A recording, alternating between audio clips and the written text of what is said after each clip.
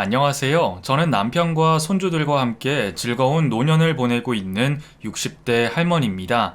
참 좋은 세상입니다. 옛날에는 TV로만 볼 수 있었던 여러 사연들을 요 작은 스마트폰으로 언제든지 쉽게 볼 수 있으니 말이죠. 내 어릴 적에 비하면 이토록 좋은 세상인데 아직까지 파렴치한 사람들이 남아 착한 사람들을 괴롭히는 이야기를 듣고 있자면 속에서 열불이 납니다. 고된 시집살이와 남편의 만행을 모두 저 또한 당해서이겠죠. 그동안 강산이 몇 번이고 변했지만 그때나 지금이나 변하지 않았다는 것이 참 통탄스럽네요. 저 또한 그 악몽 같았던 날들의 기억들이 생생하기만 합니다. 다행히 저야 그 지옥 속에서 나올 수 있었지만 많은 분들은 아직까지 고생을 하고 계시는 것 같아 가슴이 먹먹합니다. 그래서 조금이라도 비슷한 일을 겪는 분들에게 도움이 되고자 오랫동안 제게 남아있는 기억들을 여러분들에게 이야기해보고자 사연을 보내봅니다. 저는 제가 태어날 날과 시를 모릅니다. 저를 낳아준 부모님에게 어떠한 사연이 있는지는 모르지만 한국 전쟁이 끝나고 저를 키울 상황이 안 되었던 것 같아요. 포대에 쌓여있던 저는 태어난 날짜도 이름도 없이 마을 어귀에서 발견되었습니다. 운명이라는 것이 정해져 있던 것인지 그 마을에서 유일하게 아이를 가지지 못하던 노부부에게 발견되었죠. 그리고 저는 그분들 밑에서 자라게 되었어요. 제가 여자아이라서 그러셨을까요? 제 양부모님은 저를 밖에서 주워왔다는 것을 숨기지 않으셨습니다. 말귀를 못 알아듣는 어린아이의 저를 붙잡고서는 세뇌를 하듯이 하시는 말이 있었어요. 옥선아, 네가 우리들한테 구해진 건 알지? 아마 우리 부부가 아니었으면 너는 그대로 얼어 죽었거나 동물들한테 채워갔을 거다. 그러니 항상 우리들에게 고마워해야 하고 은혜를 갚아야 하는 거야. 알겠지? 요즘 사람들이 듣는다면 기함을 할 소리지만 그때는 여러 이유로 죽는 사람도 많고 세상도 험할 때라 어린 저에게 충격적으로 들리지 않았어요. 그저 양부모님께서 하시는 말씀이 옳은 말이고 내 생명의 은인이라 생각했고 언젠가는 내 목숨값과 키워준 값을 보답해야겠다고 생각했죠. 그런데 나이가 많으셨던 양부모님께서는 제가 다 자라서 할 보답을 미리 받고 싶으셨던 건지 제가 말귀를 알아듣고 물건을 다룰 수 있는 나이가 되자 곧바로 집안 일들을 시키시기 시작하셨습니다. 어릴 때부터 은혜를 갚아야 한다는 말을 들어서인지 몰라도 양부모님께서 무리한 일을 시켜도 어떻게든 해내려고 애를 썼어요.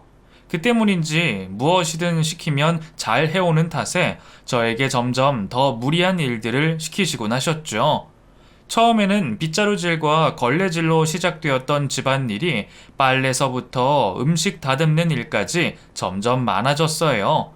부담이 되어 너무 힘들다며 울먹이기도 했지만 이미 그때는 늦었나 봅니다. 양부모님 머릿속에는 이미 제가 무슨 일이든 홀로서 할 수 있는 아이로 머릿속에 박혀 있었던 것 같아요. 옥선아, 그 설거지 다 했으면 빨랫감 가지고 가서 빨래하고 오너라. 어머니, 저 너무 힘들어서 그런데 쉬었다 가면 안 될까요? 지금 쉬었다가 나중에 빨래하러 가면 해가 다 지겠구만. 되도 않은 소리 하지 말고 어서 빨래하고 와라.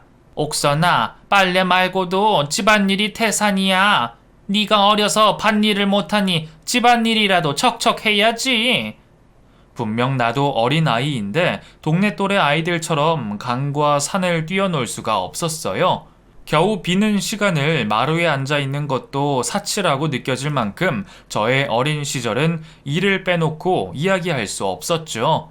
하필 나이 드신 양부모님은 형편이 좋지 않아 그 나이까지 밭일을 손에 놓을 수가 없었습니다. 그러다 보니 집으로 돌아오시면 담배를 피시는 것을 제외하시고는 손가락 하나 까딱하지 않으셨어요. 손과 발을 씻는 물이며 식사를 마치고 입을 헹구는 물까지 전부 제가 떠다 드려야 했죠.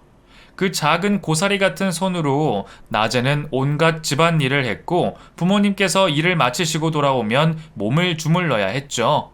그나마 그 시절에는 밭일을 나가신 부모님의 눈을 피해 잠시 쉴 틈이라도 있었지만 7, 8살쯤부터는 밭일을 하러 나가야 했고 꼼짝없이 부모님 곁에서 쉬지도 못한 채 일을 해야 했습니다. 아침부터 밭에 나가 뙤약볕에 일을 하고 있다 보면 정신이 혼미해진 적도 많았어요. 그럴 때마다 저를 계속 감시하고 계셨던 건지 부모님께서는 소금 한 꼬집과 물을 제게 주시고 그늘에서 잠시 휴식을 취하게 했습니다. 그리곤 다시 몸이 괜찮아져 보이거나 해가 가리면 저를 부르시곤 일을 이어가게 했죠. 영 정신을 못 차리면 제 발로 걸어서 집까지 가야 했어요.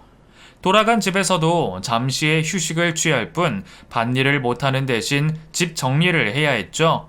만약 그런 날 집 정리가 제대로 되어 있지 않으면 두 분 모두 저를 무척이나 타박하셨습니다. 요즘으로 치면 초등학생 나이에 집안일과 밭일까지 웬만한 성인 한 명 몫을 해내고 있는 저였어요. 부끄러운 이야기입니다만 저는 국민학교를 나오지 못했습니다. 흔히들 말하는 학교 문턱도 가보지 못한 사람이 바로 접니다. 물론 저도 나이가 차면서 마을 아이들 전부 다 가는 학교를 무척이나 가고 싶었습니다. 부모님께 학교를 보내달라 애원도 해봤죠. 하지만 제가 밭일과 집안일을 도와야 입에 풀칠이라도 한다며 매번 학교를 못 다니게 하셨어요. 그러다 보니 저는 저희 세대 사람들과 대화를 할 때마다 학교 생활에 대한 말을 할 수가 없었습니다. 당시 국민학교에서 나눠주던 우유가루, 옥수수빵 그런 것들도 겨우 마을 친구들 통해서 얻어서 처음 먹어봤죠. 참 많은 것이 결핍이 된 삶을 살고 있었어요. 그렇게 일만 해오던 저는 남는 것 없이 나이만 먹어갔습니다. 벌써 홍기가 찬 나이였는지 마을 제 또래 여자들은 슬슬 혼례를 치르기 시작했습니다. 그때까지만 해도 저는 제 미래에 대해서 꿈꿔본 적이 없었어요. 과거도 그랬고 현재도 미래도 지금 하는 일만 하면 된다고 생각했습니다. 그래서 마을에서 벌어지는 혼례를 볼 때도 어떠한 감흥도 생기지 않았어요. 혼례를 치르는 날이면 조금이라도 일을 쉴 수가 있어서 좋았고 잔치상 음식들을 주워 먹을 수 있어서 그것이 좋았을 뿐이었죠. 그런데 그때쯤 저에게도 누군가를 마음에 품게 되는 일이 생기게 되었습니다. 같은 마을에 살고 있던 동갑내기 창석이었어요. 우리 마을에 몇 안 되는 고등학생 중 한 명이었던 창석이는 어릴 때부터 얼굴만 서로 알고 있었어요. 여러 일을 하며 친구들과 시간을 보낼 수 없던 저는 창석이와 인사만 하는 사이일 뿐 서로 이야기를 한 적도 없었죠. 잘생긴 얼굴에 잘 다려진 교복까지 입고 등하교를 하는 모습을 보며 조금씩 좋아하는 마음을 품게 되었습니다. 마을에서 손꼽히는 수재와 밭일하는 부엌대기의 만남이 가당키나 할까요? 저도 제 분수를 알았기에 누구에게도 마음을 표현하지 않고 저 혼자 짝사랑만 키워갔습니다. 등하교를 하는 창석이를 바라보는 것만으로도 만족하고 있었죠. 나이를 먹어가면서 몸이 커지고 힘이 붙게 된 저는 이미 익숙해질 대로 익숙해진 일들을 무척이나 빨리 끝낼 수 있었습니다. 그렇게 해야만 누구도 챙겨주지 않는 저만의 시간을 챙길 수 있었으니까요.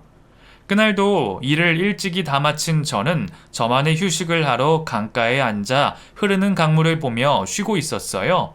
그런데 언제 옆으로 온 건지 창석이가 제게 말을 걸어왔죠. 일은 다 끝난 거야? 오늘 날씨가 무덥던데 많이 힘들었겠다. 지금까지 대화 한번 해본 적 없는 창석이가 제게 말을 걸어오는 것도 놀랐지만 그보다 하루 종일 밭일에 고약한 땀냄새가 날까 싶어 창석이와의 거리를 얼른 벌렸어요. 미안, 놀랐어? 내가 기척 없이 너무 가까이 왔나? 당황했던 저는 창석이의 물음에도 우물쭈물 답을 하지 못한 채 있었고 제가 답이 없자 자신을 피한다고 생각한 창석이는 자리를 떠나려고 했어요.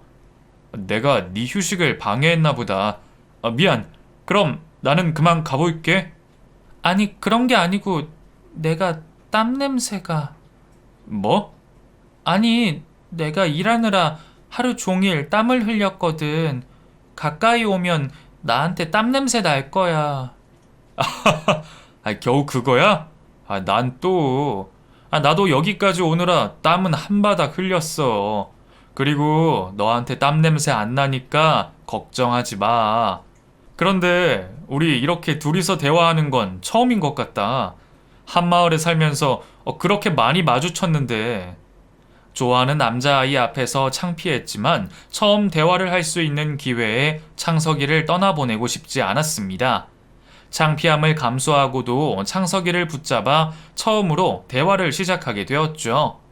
나이와 사는 마을만 같았을 뿐 생활하는 방식도 사는 형편도 서로 처한 상황도 달랐던 우리였지만 마치 오래전부터 알고 지내던 사이처럼 대화를 이어가게 되었어요.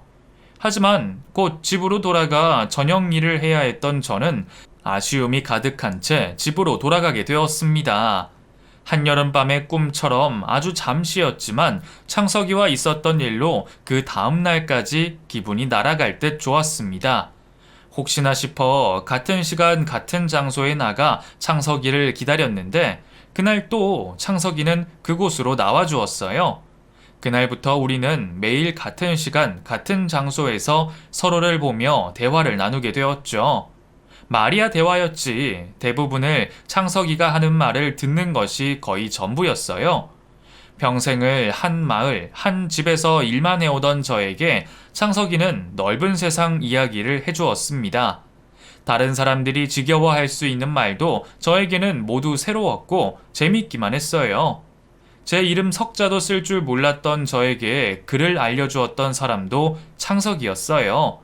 우리는 서로 말을 하지 않아도 서로를 좋아한다는 것을 느낄 수 있었고 그 자체를 수줍어하며 순수하게 사랑을 키워갔습니다.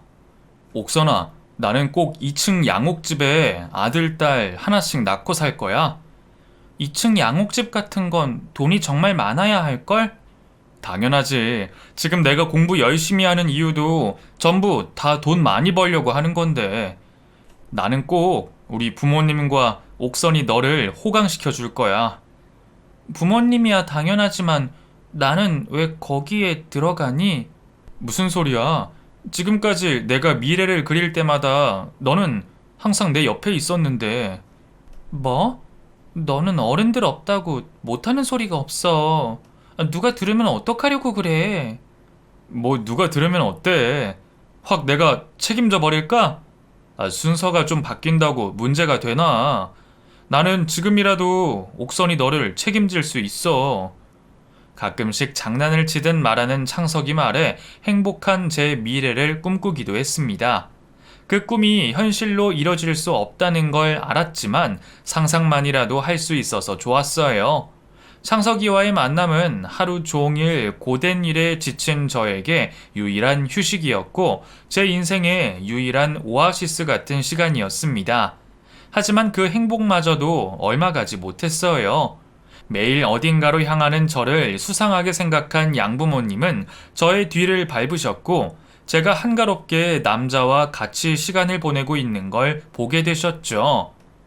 인연이 어째 매일같이 쏘다닌다 했더니 남자랑 히히덕거리고 있어? 너 벌써부터 남자 좋아해서 어쩌려고 그러냐? 쓸데없는 짓 하지 말고 어서 집으로 들어와! 옥선이 아버님, 옥선이 아무런 잘못 없습니다. 제가 옥선이가 쉬는 곳에 찾아와서 말을 건넨 것 뿐이에요. 뭐? 너 병철 있는 아들놈이지? 야 이놈아, 너 고등학교까지 다닌다는 놈이 심심하다고 이런 애랑 놀아서 되겠냐? 내가 이번 일은 너희 아버지께 말하지 않을 테니 다시는 옥선이랑 붙어있지 마라. 아버님, 저 옥선이 아버님 앞에 부끄러운 짓 한 적 없습니다. 서로 좋아하지만 순수하게 미래를 그리면서 대화만 나눴을 뿐이에요. 옥선이가 유일하게 쉬는 잠깐의 시간인데 너무 엄하게 하시지 마시고 저희 대화만 나눌 수 있게 해주세요.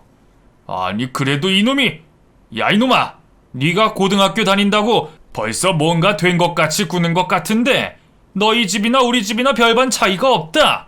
그 말이 무슨 말인가 하면 우리 집에나 너희 집에나 옥선이를 보내고도 받을 것이 없다는 소리야. 거기다 너희 부모님도 아들인 녀석 공부시켰더니 며느리감으로 데려온 것이 겨우 옥선이면 얼마나 큰 불효겠냐. 그러니 너는 학교 잘 다니면서 공부나 열심히 해라. 남녀 사이였지만 손이라도 한번 잡으면 큰일이라도 날까 싶었던 우리였습니다. 그저 강가에 앉아 흐르는 강물을 바라보며 이런저런 이야기들만 나누는 것만으로도 만족했던 사이였어요. 그런데도 겨우 그 정도를 가지고 마치 큰 죄를 지은 것 마냥 취급하는 양부모님이었습니다. 하지만 그 나이 그 시절에 제가 뭘 알았겠나요? 그때 저는 양부모님 말이 맞고 제가 정말 그만큼 혼날 짓을 했다고 생각했습니다. 그래서 저를 때리고 감시하는 부모님에게 아무런 말도 못하고 제가 합당한 벌을 받는다고 생각하며 참기만 했어요. 그날 이후 창석이를 만나지 못하는 것 외에는 별다른 변화는 없었지만 하루 24시간 부모님의 감시를 받아야 했습니다. 변소 한번 가는 것, 밭에 가는 것 모두 말을 전해야 했고 한번 나갔다 오더라도 부모님이 말한 시간 내에 금방 돌아와야 했습니다. 그렇게 보고 싶은 얼굴 한번 보지 못하고 참으며 지내던 중 밭에서 한창 일을 하던 저는 다른 사람 입에서 제게 혼처가 생겼다는 말을 들을 수 있었습니다. 물론 창석이와 강제로 떨어지고 나서부터 부모님께서 저를 시집 보낼 곳을 찾고 계신 것은 알았지만 이렇게 금방 혼처를 구하게 될 줄은 몰랐습니다. 그날 밭일을 마치고 집으로 돌아간 저는 부모님에게서 제가 시집을 가게 되었다는 말을 듣게 되었죠. 어느 집 누구와 결혼을 한다고 하는데 살던 마을과 시장을 제외하고 어딜 가본 적이 없던 저는 그 집이 어디인지 그 사람이 누구인지도 몰랐습니다. 너도 나이가 찼는데 괜찮은 집 시집 가야지. 우리가 널 낳아주지는 않았지만 그동안 너 하나 키운다고 얼마나 고생이 많았는지 네가 잘 알겠지. 아이 솔직히 우리도 네 처지가 불쌍해서 떠맡기는 했다만 그 나이 먹고 그냥 내쳐도 되는 것을 너를 생각해서 이렇게 혼처까지 마련해 주는 거다. 그러니까 가서도 우리 얼굴에 먹칠하지 않게 잘해야 한다. 시집살이 고단해도 다시 찾아올 생각하지 말고 그냥 죽었구나 생각하고 남편 잘 챙기고 시어머니 잘 모시고 살아. 아이 그러다가 쫓겨나더라도 이제 여기 찾아올 생각은 말고 너도 염치가 있어야지 않겠니? 제 의사도 묻지 않으시고 저를 앉혀놓고 결혼 이야기를 하시는 양부모님은 제 걱정은 하나 없이 혹시라도 그 집에서 쫓겨나면 돌아오지도 말라는 말만 여러 번 할 뿐 제가 떠나 서운하다거나 아쉬운 모습 하나도 없으셨습니다. 제 뜻은 아니었지만 제 처지가 싫다고 할 수가 없었고 저는 다가오는 혼례를 기다리며 그 전까지는 평소처럼 똑같이 밭일과 집안일을 하며 시간을 보냈어요. 밭일을 하다 보면 가끔 마을 사람이 소를 팔러 가는 모습을 보게 되는데 그때 팔려가던 소의 눈망울을 보면 그렇게 슬퍼 보일 수가 없었어요. 자기가 팔려가는 것을 알고 가기 싫어 발버둥치다 결국 모든 것을 포기하고 끌려가는 서글픈 그 눈망울을 보고 온 날이면 저는 잠들 때까지 그 슬픈 소의 눈이 떠오르곤 했습니다. 그런데 그 팔려가던 소가 바로 딱 저였어요. 내 가군될 사람의 얼굴 한번 보지 못하고 팔려가듯 혼례를 치르는 제가 가여웠습니다. 혼례에 관해 통 말씀해주지 않으셨던 부모님 때문에 저는 자세히는 알 수 없었지만 제가 그 집으로 시집가는 대신 부모님께서 대가를 받으신 건 알고 있었습니다. 애 낳아주는 씨바지도 있던 시절이니 지참금 받고 시집가는 게 뭐 이상하려나 담담하게 받아들이려 했지만 그렇게 되면 제가 팔려가는 소와 다른 게 없다 생각했어요. 그렇게 시간은 흘러 혼례를 치르는 날이 다가왔습니다. 혼례를 치르기 하루 전 시댁으로 가 잠을 잤던 저는 처음으로 얼굴에 분도 발라보고 연지곤지도 찍고 혼례복도 입어보게 되었죠. 하루아침에 낯선 동네에 모르는 시댁에 들어와 제대로 잠도 자지 못하고 또 새벽같이 일어나 정신없이 결혼 준비를 해야 했던 저는 한창 어린 나이 처음 겪어보는 대접에 제 상황을 잊고 잠시 신이 나 있었습니다. 하지만 그것도 잠시였고 저는 곧 기겁을 하고 말았죠. 모든 준비를 다 마치고 혼례를 치르러 나간 순간 제 남편 될 사람의 모습을 보았기 때문입니다. 팔려가는 주제에 남편 될 사람을 가릴 생각은 하지도 않았습니다. 아니, 정확히 남자라면 아무것도 몰랐던 저였기에 바라는 남자상도 없었어요. 그런데 저와 혼례를 치르려는 남자는 장애를 가지고 있는 남자였습니다. 목발을 짚고 서 있기는 남자의 헐거운 옷 사이가 비어 보이는 것을 보니 각각 한쪽 팔과 다리가 없는 남자였어요. 저도 가난한 그 시절에 멀리서 나병 환자들도 보고 시장에서 종종 장애를 가진 사람들도 보았지만 그때까지는 저와 거리가 먼 이야기라고 생각했습니다. 그냥 안쓰럽다, 안타깝다 뿐이었지 이렇게 제 남편으로 맞이하게 될지는 꿈에도 생각하지 못했죠. 처음 치르는 혼례로 긴장을 해서 망정이지 혼례 전에 남편을 봤더라면 저도 제 표정을 숨길 수가 없었을 겁니다. 그렇다고 혼례를 물을 수도 없었고 저는 그럴 용기가 있지도 않은 겨우 18살의 앳된 소녀였습니다. 결국 저는 떠밀리듯이 자리를 지켰고 다른 사람들에게 부축을 받는 몸이 불편한 그 남자와 혼례를 올리게 되었죠. 혼례를 치르고 첫날 밤이 되었지만 어쩐 일인지 남편은 저를 쳐다보지도 않고 등 돌려 누워 잠을 청했습니다. 그저 무사히 잠을 청할 수 있음이 다행이었던 저도 피곤함을 이기지 못하고 혼자 정리를 하고 낯선 집에서 잠이 들었습니다. 그렇게 정신없이 혼례를 치르고 다음날 아침 불편한 식사를 마치고 시어머니께서 저를 부르셨습니다. 그래, 너도 이제 우리 식구가 되었으니 앞으로 어떻게 해야 할지 일러주마. 내가 오늘은 네가 어제 피곤했겠다 싶어서 그냥 두었지만 내일부터는 나보다 먼저 일어나서 아침밥 안 치고 식사부터 차려라. 내일도 늦게 일어나면 아주 홍군형이 날 줄 알아라. 새 식구 먹는다고 대충 할 생각 말고 쌀부터 씻어서 앉혀놓고 그때그때 반찬하고 국도 하나씩 끓여놔라. 너가 그 집에서 뭘 얼마나 배워왔는진 모르겠지만 적은 나이도 아닌데 너도 그 정도는 할 수 있겠지? 그리고 그 아침 먹고 정리하고서 밭에 가서 일하고 점심때 와서 남편 밥 차려놓고 다시 나가서 일 거들어라. 너는 대충 새참 싸서 밭에서 먹고 너도 알겠지만 우리 아들이 몸이 불편해서 일을 못하니 일할 사람이 그동안 나 하나였는데 이제 너가 들어왔으니까 네가 내 일을 거들어야지. 그렇게 그날부터 제 시집살이는 시작되었습니다. 시어머니는 앞으로 제가 해야 할 일들을 요목조목 설명해 주셨고 저는 그 말대로 따라야 했어요. 다른 집에 시집간 여자들도 그 고생을 하며 사는지 모르겠지만 그건 말이 시집살이였지 제가 그냥 그 집에 종으로 들어간 것이나 다름이 없었어요.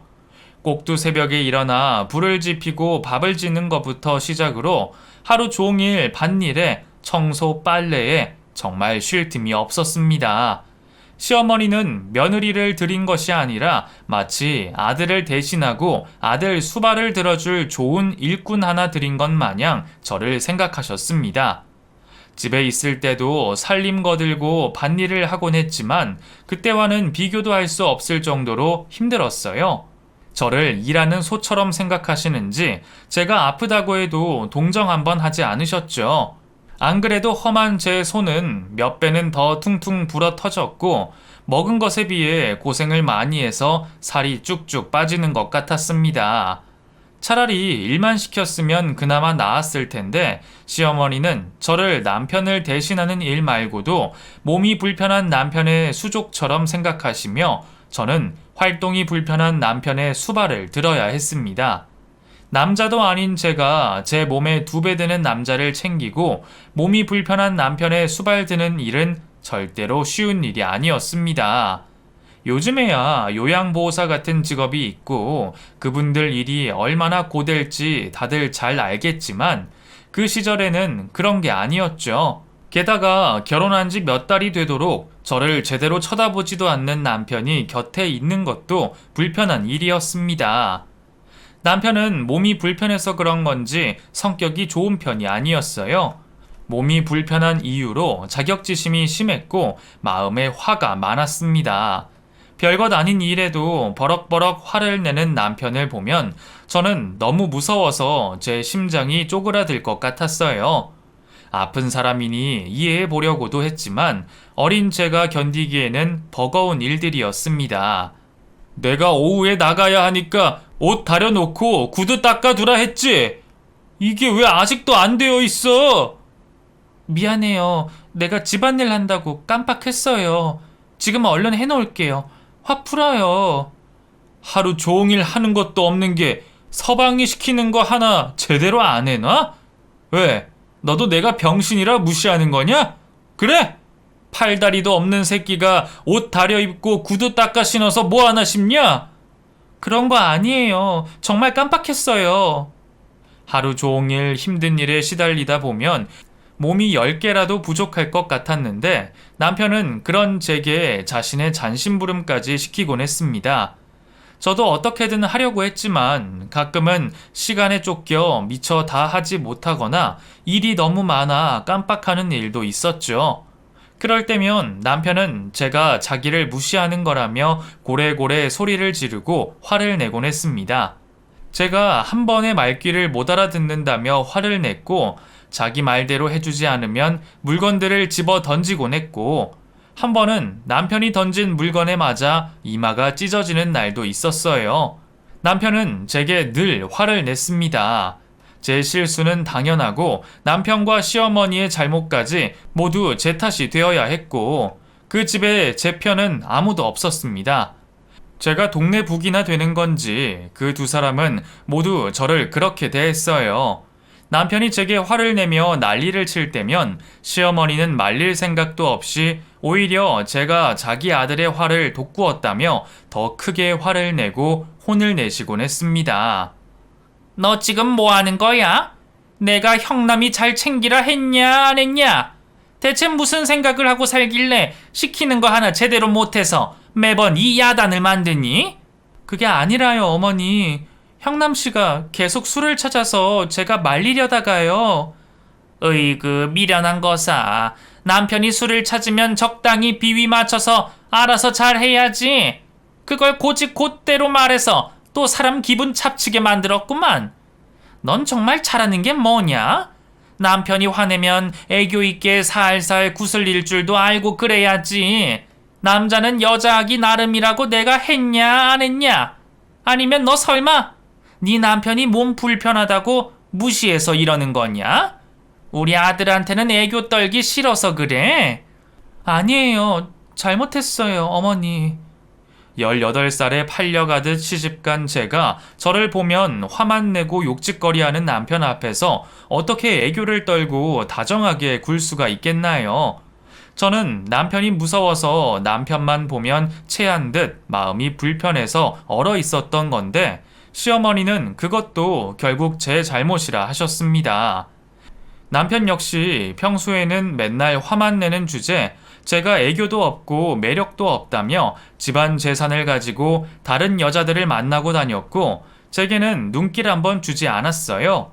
덕분에 무서운 남편이 저한테 마누라 노릇 바라지 않아서 다행이라 해야 하는지 모르겠지만 결국 저는 힘든 시댁살이에 지쳐가며 기댈 남편도 정붙일 곳도 하나 없이 마음의 병이 들어갔습니다. 매일 밤 남몰래 눈물을 훔쳤고 제 인생은 왜 이렇게 기구한 건지 죽지 못해 살 뿐이었어요. 그때 차라리 사랑하는 사람과 도망이라도 쳤으면 내 팔자가 나아졌을지 부질없는 후회를 하면서도 저는 어차피 죽지도 못하고 벗어나지도 못할 것이라면 행복은 다음 생애로 기약하며 이번 생은 모든 것을 내려놓고 살기로 했습니다. 그렇게 제가 시집을 와 몸종 노릇을 한 지도 몇 년이 흐르게 되었습니다. 살다 보니 사라지는 건지 시간이 그렇게 흐른 줄도 몰랐습니다. 세상살이가 너무 괴로워서 아무 생각도 하지 않은 채 하루하루 제가 해야 할 일들을 하다 보니 시간이 손살같이 흘렀나 봅니다. 시어머니와 남편은 여전히 모질고 제 마음같이 행동해주지 않았지만 그래도 이 정도면 저도 아내로서 그리고 집안의 며느리로서 잘하고 있다 생각했습니다.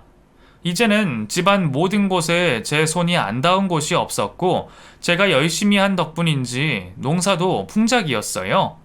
고통도 다 익숙해지는 건지 이제는 더 이상 욕을 먹어도 이전처럼 힘들지 않았고 고된 밭일에 까탈스러운 시어머니 비위를 맞추며 거기다 아내를 두고 계집질까지 하고 다니는 남편의 수발까지 잘만 들고 있었습니다. 당연히 힘들었지만 어차피 제가 불평하고 애원해봐야 들어주는 사람 하나 없으니 포기하고 그래도 제 밥값은 하겠다며 열심히 살고 제 할도리를 다 하던 중이었습니다. 이 정도면 웬만한 시어머니들은 인정해 주실 법도 한데 그런데 제가 거기서 무엇을 더 해야 했는지 시모는 여전히 시집을 온 날부터 지금까지 저를 못 잡아먹어서 안달이었죠. 아니 이것이 너 참 팔자 좋다. 어디 해가 중천에 떠 있는데 아직도 집구석에 있어? 너 이러고 앉아있으면 밭일은 너미 와서 그냥 해준다디? 어머니, 밭일은 오전에 나가서 다 하고 왔고 지금은 점심 준비하기 전에 잠시 쉬고 있는 거예요. 저도 일 다 했으면 조금 쉬어도 되잖아요. 뭐? 밭일을 다 했다고? 예, 오늘 일찍 끝내고 온 거예요. 제대로 한 거 맞냐? 아니 근데 밭일 다 했다고 너 할 일이 끝났니? 네가 시집 온 지가 몇 년인데 내가 아직도 그런 걸 일일이 다 가르쳐야 하냐? 일이 없으면 물어라도 보던가. 얼마 전에 따온 콩도 저기 뒤편에 껍질 그대로 있는데 짬이 나면 일을 찾아서 해야지 할 게 없다고 이러고 앉아있어? 쉴 생각하지 말고 뭐라도 찾아서 일을 해. 시어머니는 제가 다만 10분도 쉬고 있는 꼴을 보지 못하셨습니다. 저도 일을 찾아서 하는데 그 잠깐 쉬는 것이 싫으셔서 어떻게든 핑계를 만들어 제게 일을 시키곤 하셨습니다. 이미 했던 일을 마음에 안 든다고 다시 해오라 시키신 적도 여러 번이었습니다. 겨울 이불을 새 천으로 잘 꿰어둔 것을 바느질을 한 꼬라지가 마음에 안 든다며 죄다 뜯어 드신 분이셨고 제가 하는 일에는 늘 다 된 밥에 재를 빠뜨리시는 분이셨습니다. 저는 그런 시어머니가 도통 이해가 되지 않았습니다. 제가 대체 뭘 잘못했는지도 모르겠지만 아무리 미운 며느리라도 그렇게 희생하고 노력하는 걸 보셨으면 조금이나마 예뻐하지 않으실까 했습니다. 하지만 시어머니는 그리 호락호락한 분이 아니셨고 시간이 지날수록 괴롭힘이 더 심해지는 듯 했습니다. 매일 담벼락 너머로 고함 소리가 새어나갔고 욕을 안 듣는 날이 없었습니다. 오죽하면 동네 사람들이 저를 불쌍하다 할 정도였으니 제가 당했던 시집살이가 보통 시집살이가 아니긴 했던 모양이에요. 남들도 저를 그렇게 불쌍하게 생각하고 심각하게 여기는데도 정작 저는 어느 순간부터 그런 고통들이 아주 무감각해졌습니다. 구박도 습관이 되는 건지 매일 습관처럼 구박을 듣고 혼이 나다 보니 언젠가부터는 그것들이 평범하게 느껴졌습니다. 욕짓거리는 그냥 흔한 인사말 같았고 말 한마디 한마디에 상처받던 저는 더 이상 쉽게 상처를 받지 않았습니다. 물론 일을 너무 많이 시키시고 말보다 매를 먼저 드는 시모 때문에 몸은 아팠지만 마음은 텅 빈 것처럼 아무렇지 않아 보였습니다. 덕분에 매일 눈물 흘리던 저는 그럭저럭 하루하루를 살아갔고 더 이상 벗어나려는 노력도 없이 그저 순응하듯 살아가고 있었습니다. 그날도 저는 집안 살림을 끝내고 밭일을 하러 나가 있었습니다. 그날따라 몸살 기운이 있는지 아프고 피곤하기는 했지만 표를 냈다가는 농땡이 부린다고 더 혼날 게 뻔해 아무 말 않고 일만 하고 있었어요. 매일 하는 일이지만 농사는 참 힘든 일이었습니다. 구부려 앉아 불편한 자세로 하루 종일 일을 하면 여기저기 아프지 않은 곳이 없었죠. 게다가 여름이면 뙤약볕에 나와 1시간도 버티기가 힘들었어요. 그럴 때면 남들은 1시간에 한 번씩 쉬어가며 새참도 먹고 하는데 저는 시어머니 감시 아래에서 한시도 쉴 수가 없었습니다. 그날따라 몸이 안 좋았던 저는 어쩔 수 없이 일손이 느려지기 시작했죠. 덥기도 더웠고 몸도 너무 힘들었어요. 시어머니는 이미 한참 쉬다가 제 옆에서 일도 안 하고 감시하듯 서 있었는데 제가 손이 느려진 것을 보고는 또 불같이 화를 냈습니다. 등짝을 세게 갈기는 시어머니 때문에 정신이 바짝 든 저는 다시 힘을 내 일을 이어가게 되었어요. 밭일하며 얻어맞는 일이 하루 이틀이 아니었기에 제게는 별반 특별한 일이 아니었습니다. 그런데 그 다음 말은 참 마음이 아팠어요. 제가 또 손이 느려진다 싶었는지 시모가 제 머리를 때리며 이렇게 말했습니다. 이게 날덥다고 일을 슬렁슬렁 하네? 똑바로 해! 이 애미 출타 안 년아! 머리를 퍽 얻어맞고 밭에 그대로 쓰러진 제가 고개를 든 순간 저는 시모가 웬 남자에게 뺨을 맞는 것을 보고 말았습니다. 갑자기 벌어진 일이라 제가 더위를 먹어 헛것을 보는 줄만 알았습니다. 시모는 짝소리가 날 만큼 세게 뺨을 얻어맞았고 반쯤 얼이 빠진 듯 했어요. 겨우 정신을 차리며 일어나 그 사람을 보게 된 저는 그 사람이 누구인지 단번에 알아볼 수가 있었습니다. 그 사람은 제가 평생 잊을 수 없는 그 사람이었습니다. 순수했던 시절 손만 잡고도 좋았던 그 사람, 바로 창석이었습니다. 늘 입고 다니던 다 떨어진 옷이 아닌 세련된 검은 양장을 입은 창석이었지만 저는 창석이를 모를 수가 없었습니다. 어엿한 어른이 된 창석이의 모습이 참 익숙하고도 낯설었습니다. 창석이는 흙을 털어내는 제 손을 붙잡고 한참을 말없이 저를 바라보고만 있었습니다. 창석이가 제게 무슨 말을 하고 싶을지 저는 듣지 않아도 느낄 수가 있었어요. 그 순간만큼은 세상에 우리 두 사람만 있는 듯 했는데 곧이어 들려온 시모의 찢어지는 고함 소리에 저희는 퍼뜩 정신을 차렸습니다. 지금 뭐 하는 거야? 당신 대체 누구야? 오냐, 네 년이 기어이 기둥 서방을 만들었어? 너 남편이 겉돈다고 네가 지금 맞바람이라도 나겠다 이거냐? 이 애미도 없는 년 불쌍해서 걷어줬더니 감히 시애미랑 지아비를 기만하고 이딴 짓을 벌여? 당신 뺨 한 대 맞은 걸로 정신을 못 차리겠나 보지? 지금 누구 앞이라고 그따위 말을 하고 있어? 당신이 그동안 죄 없는 이 여자 얼마나 괴롭혔는지 내가 다 보고 있었어. 당신 촌사람이라 뭘 모르나 본데 요즘에는 그런 걸로 감옥에 갈 수 있어. 폭행죄라고 알아? 폭행에 협박에 노동착취까지 했으니 못해도 10년은 감옥에서 썩겠는데 내가 서울에서 사업하는 사람인데 아는 변호사도 많고 판검사들하고도 호영호재하고 있는데 내가 손 쓰면 당신이랑 당신 집안 거덜내는 거 시간 문제야. 어디 고소 한번 당해보고 싶어? 당신 잘난 아들 감옥 들어가게 해줄까? 아니 선생님, 그 어디서 오셨길래 갑자기 이러십니까? 제가 잘못했습니다. 용서해 주세요. 용서? 사람을 이렇게 괴롭혀 놓고 용서해달라는 말이 나와? 당신이 용서받고 싶으면 불쌍한 사람 그만 괴롭히고 놔줘. 이 사람은 내가 데려갈 테니까 감옥 가기 싫으면 가만히 있는 게 좋을 거야.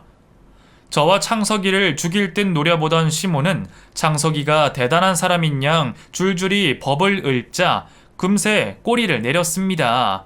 아무래도 시골 사람이던 시모에게는 서울에서 온 사업가가 하는 말들이 무섭기는 했던 모양이에요. 겨우 이 정도로 겁을 먹을 사람이 며느리인 제게는 어떻게 그렇게 못되게 군 건지 저는 지금도 이해가 되지 않습니다. 그래도 덕분에 시모는 잠잠해졌고 저는 그제서야 창석이와 이야기를 나눌 수가 있었어요. 그때까지도 저는 창석이가 시모 앞에서 괜히 거짓말을 하는 줄 알았습니다. 창석이 형편을 뻔히 알고 있었는데 창석이가 서울에서 성공을 했다니 법조인들을 많이 안다고 하는 것이 다 시모에게 겁을 주려 한 허풍이라고 생각했습니다. 조용한 곳으로 자리를 옮겨 저를 뚫어져라 보던 창석이는 눈물부터 흘렸습니다.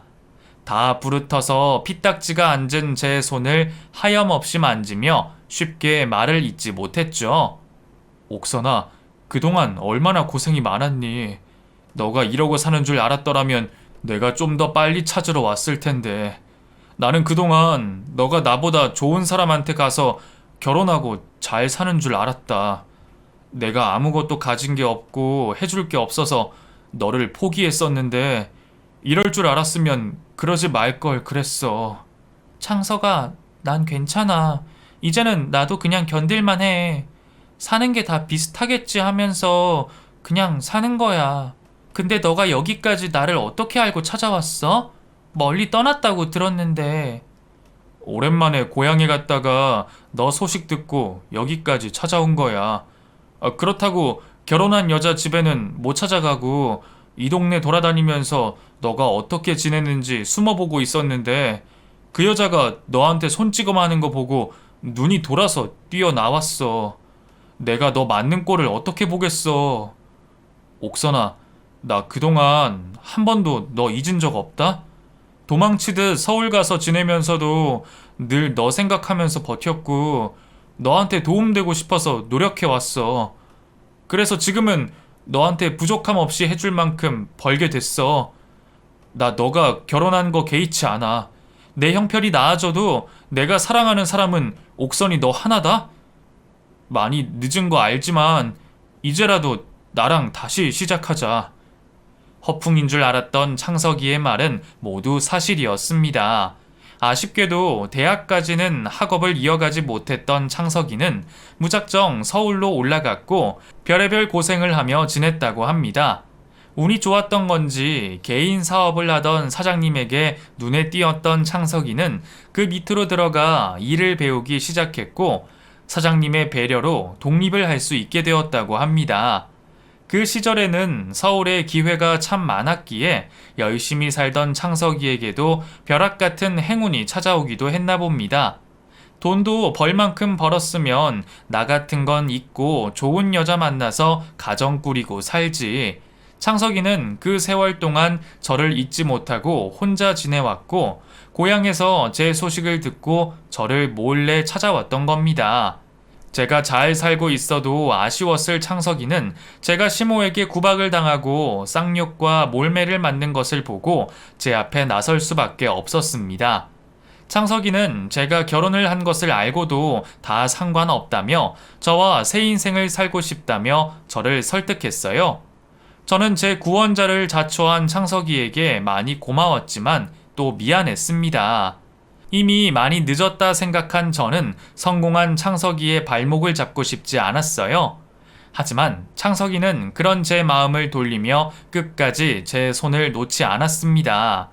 결국 저는 저를 찾아온 그 사람을 따라가기로 마음먹었어요. 남편과는 이혼을 해야 했지만 그럴 필요도 없었습니다. 그 옛날 그 시골에서는 애 낳기 전에 혼인신고도 안 하는 일이 아주 흔했으니까요. 애초에 손주 바라지도 않던 시어머니가 저를 호적에 올려주려 하기나 하셨을지 모르겠지만 덕분에 저는 이혼할 필요도 없이 창석이를 따라 나설 수가 있었습니다. 그렇게 창석이를 따라 서울로 올라간 저는 결국 결혼까지 하며 제가 바라고 바라던 행복을 찾을 수가 있었습니다. 나 같은 여자를 받아준 창석이가 바보 같기도 하지만 저는 그런 남편 때문에 평생 행복하게 살 수가 있었네요. 그 후로 저희는 강가에서 그렸던 미래처럼 슬하에 딸과 아들 하나씩을 두고 지금은 손녀 손자들을 돌봐주며 여유롭게 지내고 있습니다.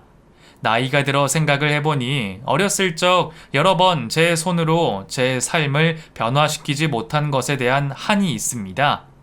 양부모님의 말을 따르지 않았더라면, 나를 종 취급하는 그 집을 떠나왔더라면 이런 것들이죠.